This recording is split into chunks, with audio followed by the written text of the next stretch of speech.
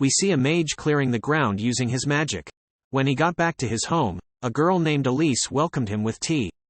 After having the tea, he went to change his clothes, which reminded him of the time when he was working in an office 10 years ago.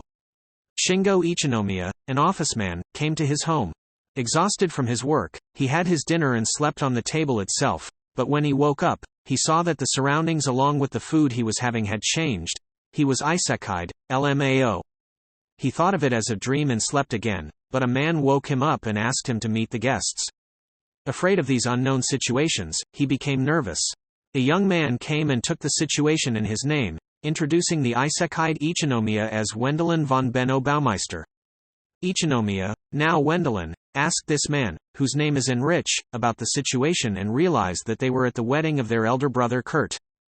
Wendelin also came to know that he's in a family of nobles.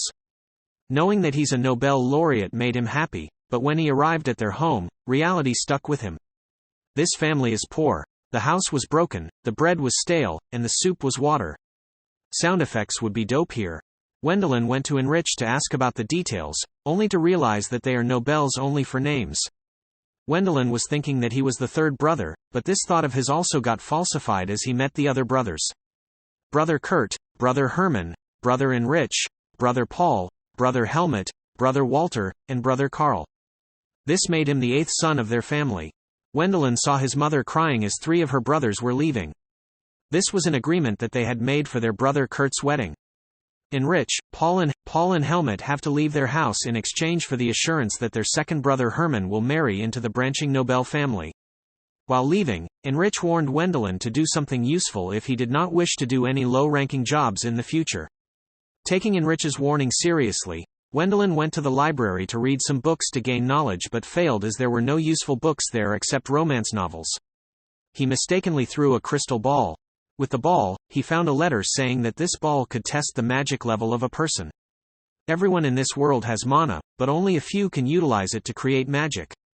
Wendelin tried testing out his magic capabilities and, after some time, saw that the crystal ball started glowing. As soon as that happened, a strong magician in the forest felt this effect.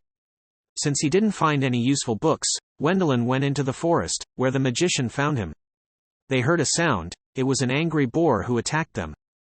The mage told him to use his wind magic, which hesitant Wendelin unknowingly used to fend off the boar. The mage finished the boar with his powerful magic. He introduced himself as a former court magician, Alfred Renford, and told Wendelin that with his abilities, he could easily surpass him. Alfred set up a tea table for Wendelin and told him that he'd teach him magic, but when Wendelin told him that he had nothing to pay him back, Alfred told him that he just needed a disciple and nothing else. He also told Wendelin to keep this agreement a secret because magicians hold much more power in this world, which can easily cause succession disputes. The next day, Alfred checked Wendelin's mana capacity and was surprised to see that Wendelin's mana capacity had even surpassed his. A few days passed, and Wendelin had now learned some basic spells. Alfred bought him some vegetables to take home. The next day, he taught him tracking magic, because of which he was able to hunt down a bird that they ate together. Alfred suggested Wendelin become an adventurer, which he discussed at home but got rejected by his father as they didn't have enough money to enroll him in the Adventurer Academy. The next day, Alfred taught him some basics of flight magic, but at night, his arm got summoned by some dark spirit. The next day, Alfred told Wendelin that his training would end the next day as he had learned all the basics of magic. Wendelin didn't like the idea but had to go along with it. Back at the dinner table, Arthur told everyone that a rumor of a whispering dead strolling around in the woods had been coming. They are like zombies who lose their minds slowly. Terrified of this, Wendelin used flight magic to go into the woods. He found Arthur and requested that he come with him because of the whispering dead. Alfred told him that he was the whispering dead. He was killed 5 years ago while looking for a cure for the Duke's eldest son. His frustration turned him into a whispering dead man, but he can move on as his last wish of passing on his magical knowledge has finally been fulfilled. He asked Wendelin to fulfill his last wish and purge him. He told him about the purging spell with which he relieved his master from his miseries and sent him into the afterlife with the promise of fulfilling all his dreams. After 7 years, Wendelin had finally enrolled himself in the Adventurers Academy. At the academy, everyone introduced themselves. They were told that 1 month later they'd be training in parties, and they had to choose their party members themselves.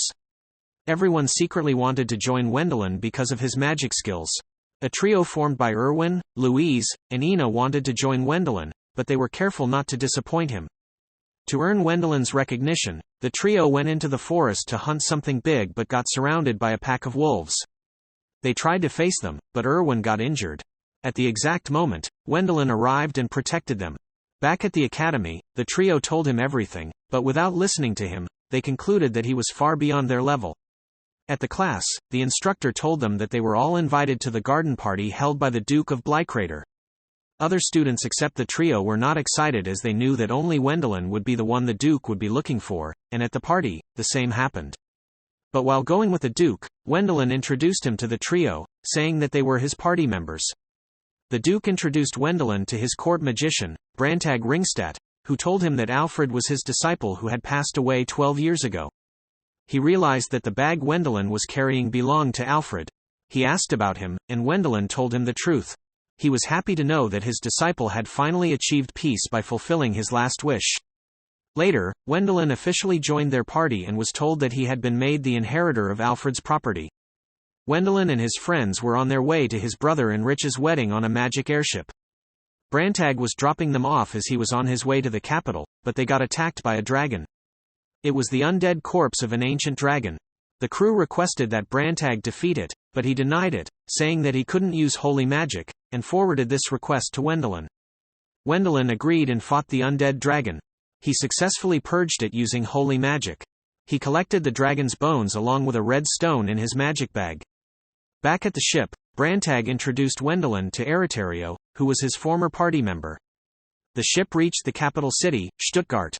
On the dock, a band of knights, addressing Wendelin as the Dragon Slayer, told him that he was invited to the castle. At the castle, the emperor made Wendelin the 6th baronet of their country as a reward for slaying the dragon and protecting the people of the magic airship. They also gave him 50,000 gold coins in exchange for the dragon bones and the crystal. Later, they attended the wedding, where Wendelin bought the wedding gift in the name of the Baumeister family as they didn't have any money. Wendelin went back to his castle and prepared miso using the kume koji he got from Eritario. Cardinal Hohenheim invited Wendelin to his home, where he did Wendelin's baptism, which is only done for members of the royal family. A girl named Elise Katharina von Hohenheim bought them tea. She is a healing mage. The cardinal, in a tricky way, engaged her granddaughter Elise with Wendelin. Wendelin wanted to visit the capital, so he got the costume of a clown but was still found out by a soldier who wanted to be his retainer. They ran away from them using magic. Wendelin went to Cardinal's house to meet Elise in person and to ask how she feels about their engagement. She told him that she was happy to be engaged to a capable man like him. Back at their home, Louise and Ina, jealous of Erwin becoming Wendelin's retainer, had decided to become his concubines in order to gain recognition in their families. Louise tried some weird tricks, but they all failed. The next day, Wendelin was invited to the cardinal's house for dinner with Elise. After the dinner, Wendelin bought Elise an engagement ring with a magic stone costing 300 million yen. While they were going back, he used magic on the ring, and it created a beautiful atmosphere around them. Later, the cardinal asked the butler about Wendelin. He told him that he's a deep thinker who treats Elise like a normal girl, and equal to him. Elise came to their house to meet Wendelin, but he was summoned by the king to slay another ancient dragon named Grigorland. The king had summoned another man to help him and Brantag. This man is the palace magician, Armstrong.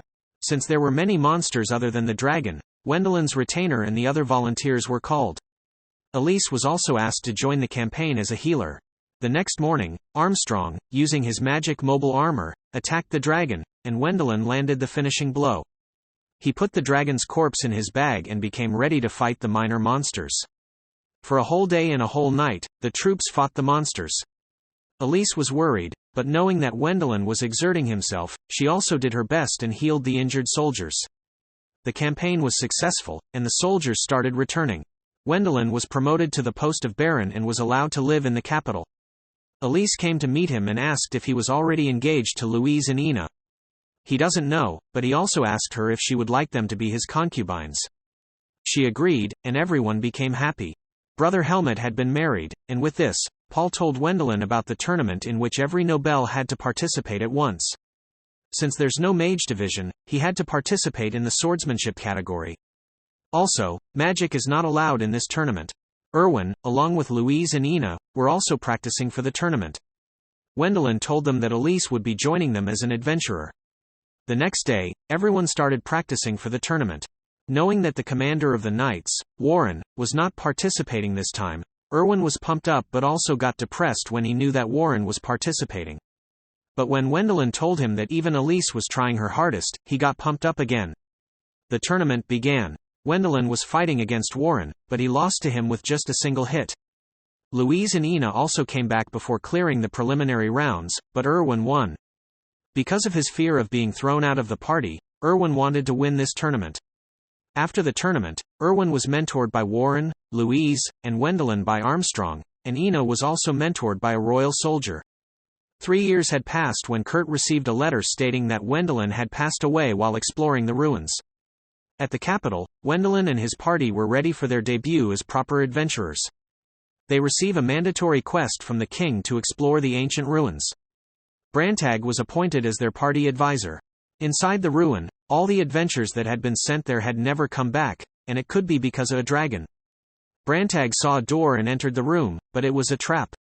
They were teleported to the bottom of the ruins, from where they started moving up. On their way, they fought many stone statues that started moving. They were golems. 5 days had passed, and the outer world had no news of the adventurers in the ruins. Rumors of their deaths started spreading. From one floor to another, they moved up until they faced the dragon golem. Ina was badly injured while Brantag and Wendelin were protecting the others, but combining their powers, they attacked the dragon. Elise also helped by using a spell called Miracle's Light, because of which Wendelin was able to defeat the golem dragon. They found the library, knowledge, of the world's strongest mage, who had created this challenge, along with prototype airships, using which they left the ruins. For all the objects that they have found and the monsters that they have slain, each member of the party was given 2 million gold coins in 20-year installments.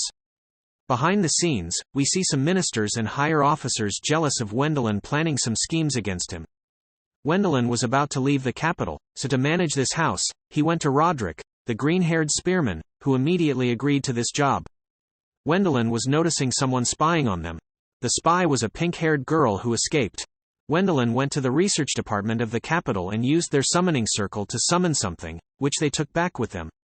Roderick was investigating the people who were spreading rumors about Wendelin. He told him that the head auditor, Ruckner, was spreading these rumors. Later, Ruckner was summoned by the king. Wendelin threw a party where he gave everyone the tuna that he had summoned along with the soy that he had made. Everyone loved the tuna. Just then, the spy entered the party and ate the tuna. Behind her came Lord Marshal Edger. He introduced that girl as Wilma, his daughter. She told him that he could feed her properly, and this is what she was investigating. She was suffering from magic syndrome, because of which she gained immense strength at the cost of constant hunger. He wanted Wilma to be Wendelin's bodyguard. Wendelin and his party went back to his house to purify the soldiers who were wandering as the undead. They were having negotiations with Kurt about letting them do their work as the area where they are going belongs to the Baumeister family. Kurt was being toxic and behaved rudely with all of them. At night, Herman's wife was serving dinner. She treated all of them in a very cheerful manner. The next day, everyone gathered at the place and insulted the undead soldiers who came to them angrily. Wendelin cast the purification spell, and the others retrieved the soldiers' belongings.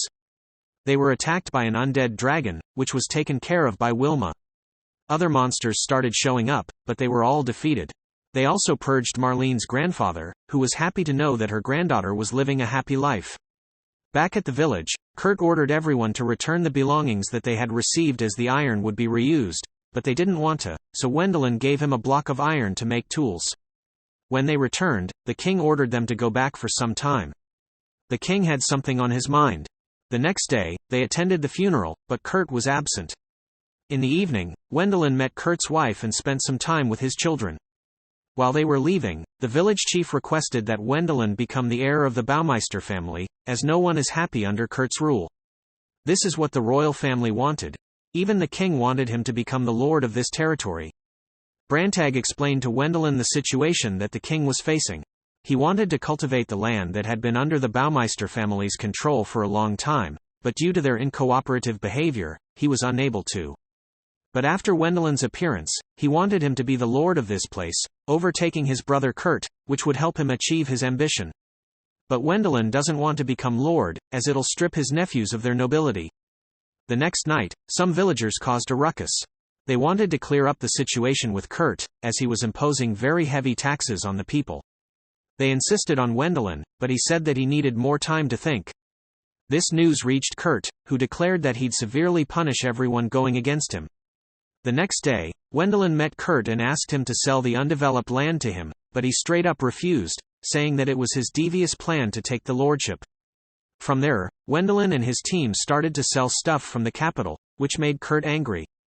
When his men left, Wendelin offered them to go to the capital and learn fine craftsmanship there, to which they agreed, but this irritated Kurt even more.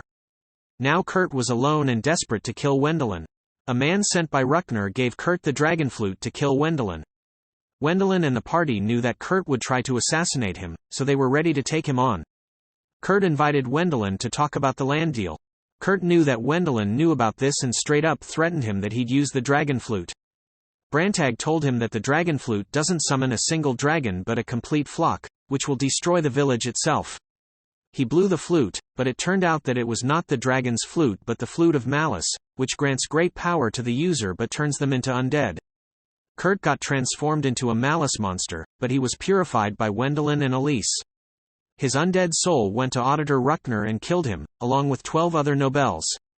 Wendelin was tired of all of this bloodshed, but Elise backed him up. A few days later, he was granted the undeveloped land. Wendelin asked the king if he would allow him to grant nobility, but was rejected by the courtiers. A commotion occurred, which was stopped by magician Armstrong. In the end, Wendelin got permission to grant 2 nobel titles and the land to develop. He was also granted the title of 5th count of the country. Wendelin took the 2 titles of nobility for Kurt's sons. After that, they started their hard work to develop the land and lived happily ever after.